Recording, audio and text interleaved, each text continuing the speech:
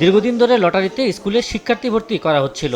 এ নিয়ে আলোচনা সমালোচনার মধ্যে ত্রয়োদশ সংসদের প্রথম অধিবেশনের দ্বিতীয় দিনে এ পদ্ধতির বিরোধিতা করে আলোচনা হয়।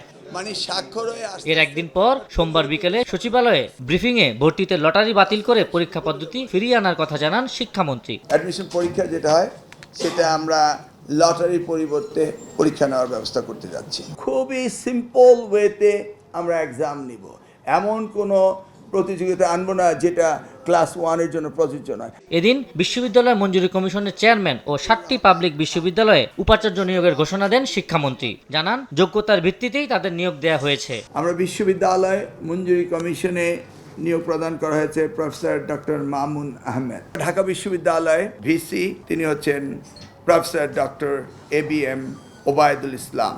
এছাড়া এনটিআরসিতে প্রধান শিক্ষক নিয়োগে 18 বছর অভিজ্ঞতা নির্ধারণের সিদ্ধান্ত জানান শিক্ষামন্ত্রী। ডিগ্রি কলেজ বাদে বাকি শিক্ষা প্রতিষ্ঠানের ম্যানেজিং কমিটির সভাপতি শিক্ষাগত যোগ্যতা স্নাতক নির্ধারণ করা হয়। ইন্টারমিডিয়েট কলেজ, স্কুল, মাদ্রাসা এবং প্রাইমারি প্রত্যেকটির বেসলাইন হলো ডিগ্রি লেভেল অর্থাৎ স্নাতক থাকতে হবে। আবু সাইদ নিশান, সময় সংবাদ, ঢাকা।